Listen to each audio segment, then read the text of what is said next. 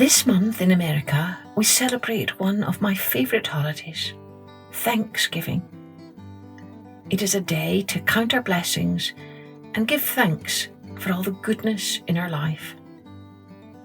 And even if you do not celebrate Thanksgiving in your country, it's still a very good exercise to take a moment today and give thanks for all of the gifts in your life. I wonder, what are you most grateful for today? Hello everyone, I'm Kathleen Pelly. Welcome to Journey with Story. I'm sure that all of you can think of many things that you're grateful for. I am grateful to all of you, our wonderful listeners, for all the support and encouragement you give to this podcast, for all your reviews and notes and drawings that you've sent us over the years. Thank you, everyone. Thank you. Today's story is a beautiful Native American tale about how the Iroquois people came to name the different kinds of winds in the world. It's a story that makes me grateful for the beauty of our earth and for all of our animals. Let's take a journey with the 4 winds.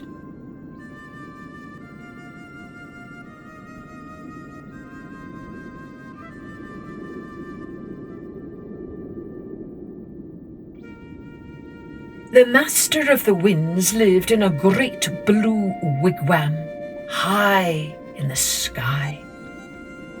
In his power were all the soft breezes, stormy gales, and fierce hurricanes. However, this didn't make him happy. He longed to roam freely across the sky, but his winds were so mighty that when he opened the huge doors of the wigwam, they shook the earth, causing chaos and destruction. The Windmaster didn't want the people on the earth to suffer, so he kept his doors closed and stayed inside his wigwam, a prisoner of his own power. Then, one day, the Windmaster decided to divide his power so that only one wind would blow from each door. He took a deep breath of the icy north wind, pushed open the flap of the north door, and bellowed loudly to call the creatures of the earth to his aid. His fierce wintry blast filled the sky with a blizzard of snow. Most animals on the earth hurried to find shelter. Only Bear fought through the swirling snowstorm to answer his call. "Welcome, mighty Bear," said the Windmaster. "Your paws are powerful enough to control my strongest force. You shall be the North Wind."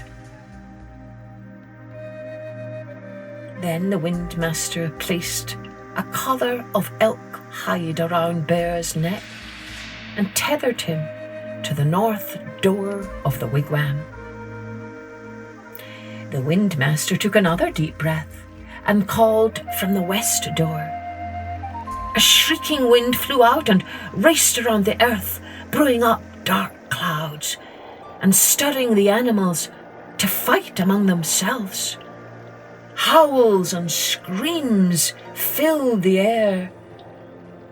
Suddenly, Panther sprang up to the doorway, his eyes blazing like green fire. He snarled and lashed his tail from side to side. "Welcome, fearless Panther," said the Windmaster. "You are fierce and strong. You shall be the West Wind."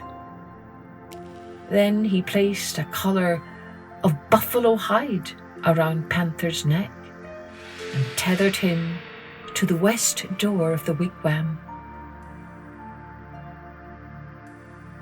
The Windmaster took a third breath. He flung open the east door of the wigwam and called out with a piercing cry. His cold breath filled the sky with rain clouds and covered the earth in a damp grey mist.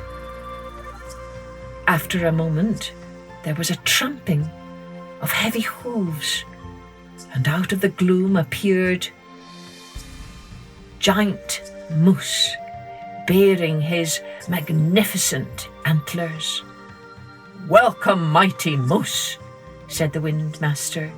"You can crash through the forest and uproot trees like a storm. You shall be the East Wind."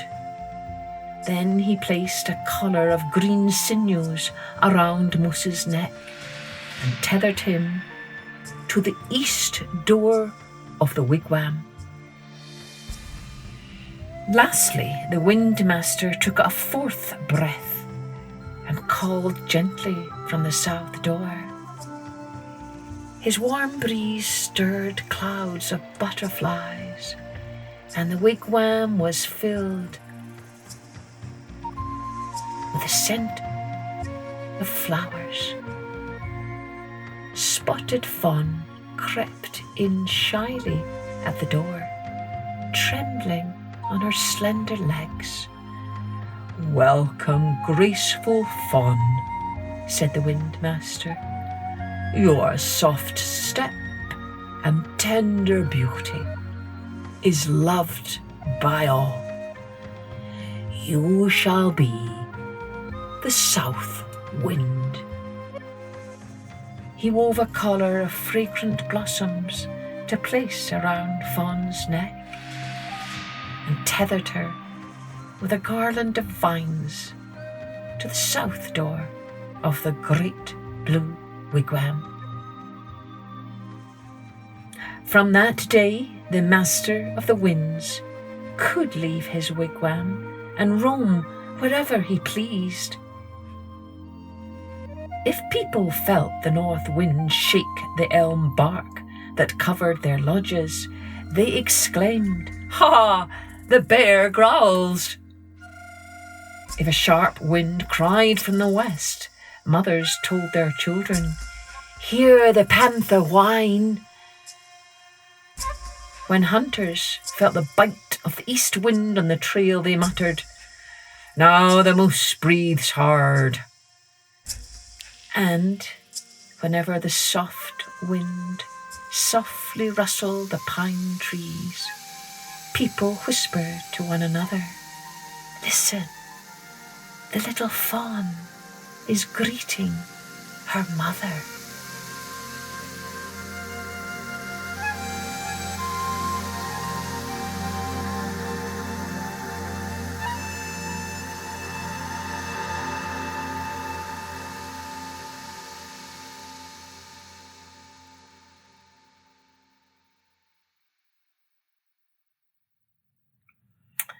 Don't forget, if this story painted some pictures in your mind, we'd love to see your drawings. You can send them to us on Instagram or at www.journeywithstory.com, clicking on the contact page and downloading them there. And if you haven't already done so, please take a moment to rate, review and share this podcast with others. Thanks ever so much. Oh, and if you're looking for more Thanksgiving-themed stories to share with your listeners on Thanksgiving, do take a look at our episode notes and you can follow the links there. Cheerio then. Join me next time for Journey with Story.